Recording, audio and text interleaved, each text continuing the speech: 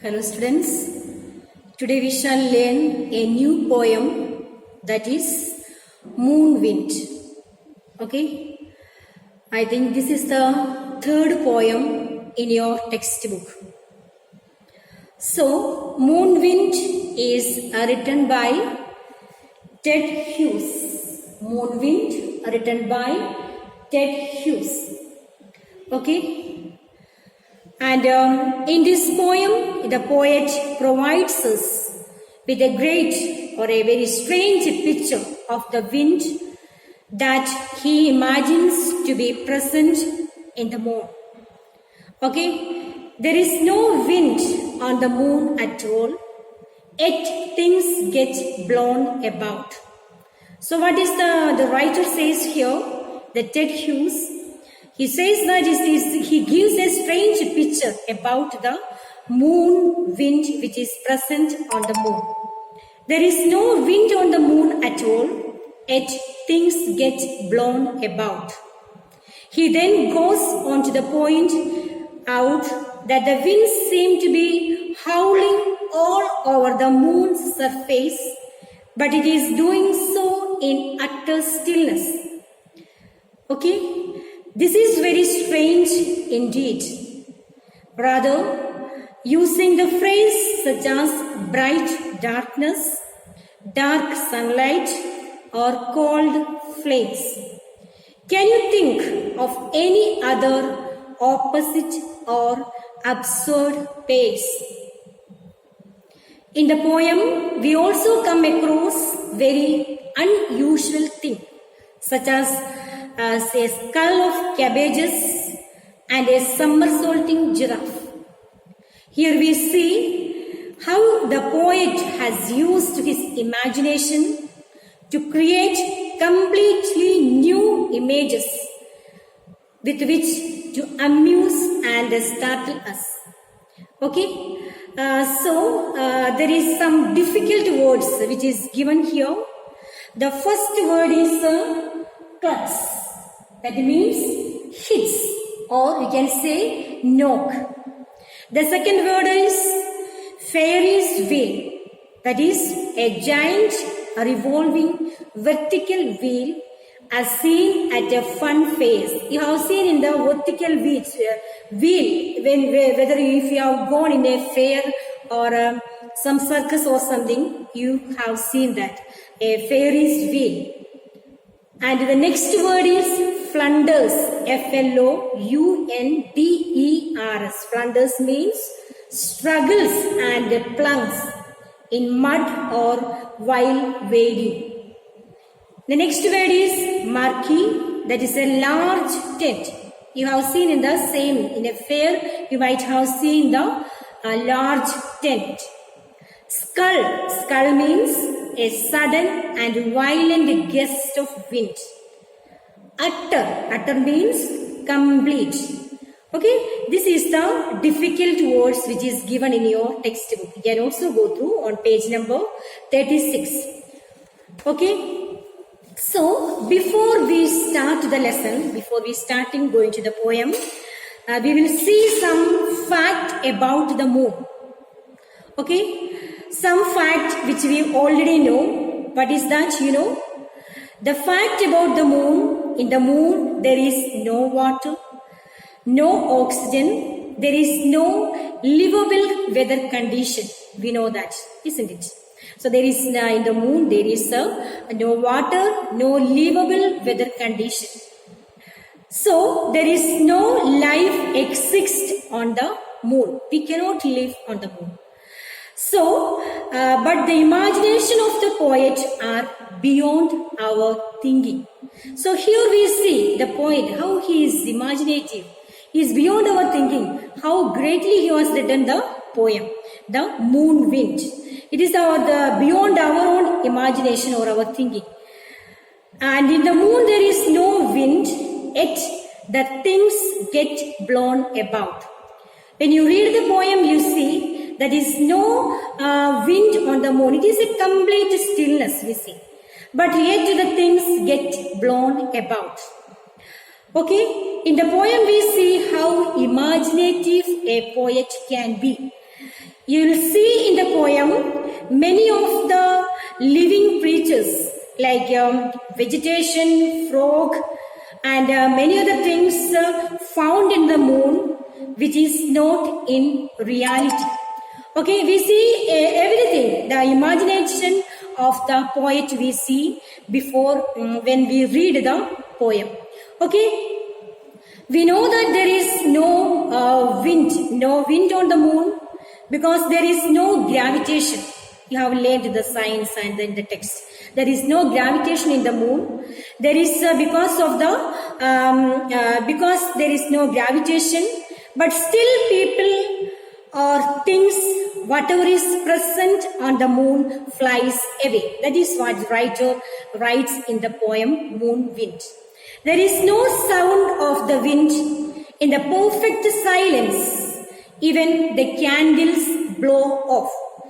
The candle blow off. In the first stanza it is written. And a huge tent flies away. And the mud and the slush are flying away beside you. Like a swan flying at the sea. You have seen in the first stanza what it is. When we read and explain, I will tell you. And the next one, the writer says, in the perfect silence, while you were standing on a street, a group of hens and cabbages flies and put you down. Okay? And in perfect silence, when you are eagerly standing to see something happening, suddenly a sheet of pond comes and covers you with a frog. That also is another excitement event in the poem. A group of caravans comes like a gust of wind and goes about you. A giant wheel doing somersaulting like a giraffe in the sky. That's also we see in the poem, the last stanza of the poem. So finally the writer says that nothing can hold fast to the ground, to the moon, because of the silent wind. Nothing can resist the wind on the moon, which flow throughout the surface on the moon. It is dead still blast. So nothing can resist the moon wind. It is uprooted and it says that it is dead still blast. It is dead still blast. Okay children, that's the summary of the poem. Okay, so now you might have got an idea of what is the moon wind, what is the writer says in the poem, it's really is, what the moon wind is. So now we will read out the poem, the first 4 lines of the poem. There is no wind on the moon at all, yet things get blown about. In utter stillness, your candle shivers out. So the writer says here, when the things are blowing, when there is the presence of air is there, when the presence of air is there, the things get blown. Okay, and but on the moon there is no wind. You have seen, no, there is no moon wind, but yet the things are blowing. There is complete stillness, still the candle shivers out. The writer says there is no wind on the moon at all, yet the things get blown about. Yet the things are blowing. What is the reason behind? No, we may be thinking, no, what is the reason behind the stillness? Yet the things are blowing. It's the imagination of the poet, the writer. Okay, in utter stillness, in complete stillness, your candles, if you are standing with a candle, little candle there, and your candle shivers out. Shivering means sometimes we fear, we shiver with the fear. The candle shivers out means here, what is the meaning of candle shivers out? It is here, the candle is blown off or candle flickering. flickering, no, that is the meaning comes here. The flickering of the candle blow off, that is the meaning comes here. Okay, now the second stanza. Okay, in utter stillness a giant marquee blooms and flunders past you like a swan at sea. So the second stanza, in utter stillness, in complete stillness, okay, a giant marquee means a large tent. Booms means loud, making loud noise. And flunders means here, the meaning of flunder is here, struggles and plunks in mud or while wading. Okay, flunders.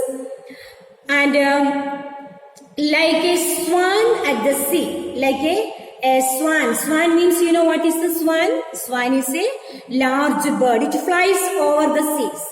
So, and what is the explanation of the poem here? The second stanza, where you have seen a tent. You have seen a tent? Have you seen a tent? Yes. Where? In a fair. You might have gone to a fair or a circus. You might have seen the tent there. Okay.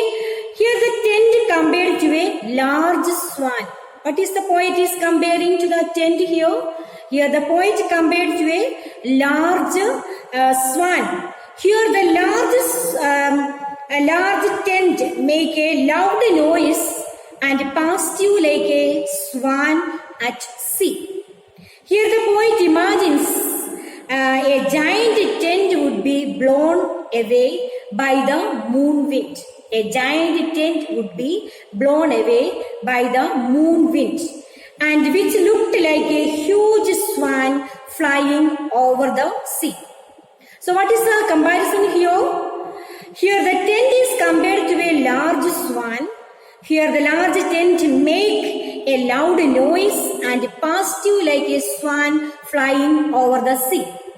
Here the poet imagines a giant tent would be blown away by the moon wind, and which looked like a huge swan flying over the sea. That is the complete explanation of the second stanza. Okay, children? So that's all today. I hope you have got an idea of the poem Moonwind, what it is, who is the writer, and what the writer is wanting to tell us, and what is his imagination about the moonwind. Okay, children? So I will give you some homework, that is, you will be writing the word meanings in the textbook, your copy, and also learning the 8 lines of the poem. I have now finished teaching you 8 lines. You will be completing learning the 8 lines of the poem. Thank you for listening.